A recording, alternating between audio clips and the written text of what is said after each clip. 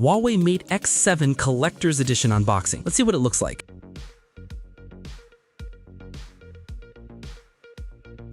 Hey, a 66-watt USB-C charger. It's very small. Oh, this is a purple vegan leather protective case. And the way you use this case is identical to the previous generation.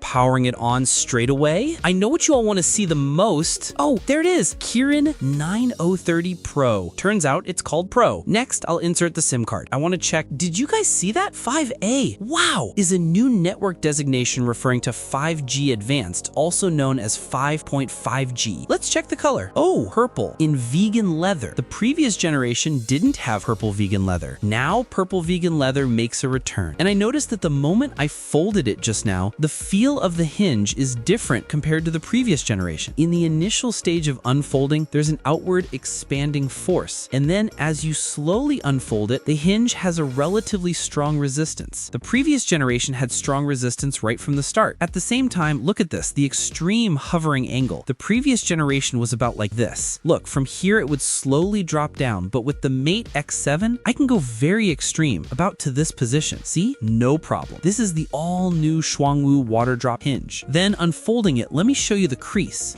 It's at this level. Also, its thickness is 4.5 millimeters when unfolded and 9.5 millimeters when folded. As for weight, the collector's edition is 236 grams and the standard edition is 235 grams. So both are lighter and thinner than the previous generation. Another detail, the screen size of this generation, whether it's the inner or outer screen, is slightly larger than the previous one. At the same time, the outer screen uses the second generation Xuanwu tempered Kunlun Glass. For the inner screen, UTG glass and a non-Newtonian fluid protective layer. The camera module has a brand new design. The top and bottom are two arcs and the left and right sides are parallel lines. It's called the gate of space-time. So compared to the last generation, its lines are simpler. Which of these two designs do you guys think looks better? At the same time, the imaging hardware has had a major upgrade. Top left, the main camera, 50 megapixels with a 1.28-inch sensor. Wow, that is really big. It also has a variable aperture from f1.49 to f4.0. The one on the right is the telephoto lens, 50 megapixels with an f2.2 aperture. Bottom left, the ultra-wide angle. On the right, this is the second generation red maple color lens. How just strong is the second generation red maple color system? I'll put up a photo so you can all feel it for yourself. The battery in this generation's collector's edition has also been improved to 5600 milliamp hours. The previous generation was 5200 milliamp hours. 66-watt wired and 50-watt wireless charging. Look at that. Just look at that. Now, this is what you call an all-around foldable screen. And it's running on the Harmony OS 6 system. Regarding Harmony OS 6, I feel that currently the Harmony ecosystem adaptation has exceeded 95%. Plus, some apps offer exclusive experiences. Niche apps can also be downloaded via the compatibility layer. So I think using it as a daily driver won't be an issue. So right now, my impression of this Huawei Mate X7 Collector's Edition is that Huawei has once again defined a new standard for flagship foldable phones. This is the benchmark for foldables. Let me use it as my daily driver for a few days and I'll tell you more intricate details in a future in-depth video.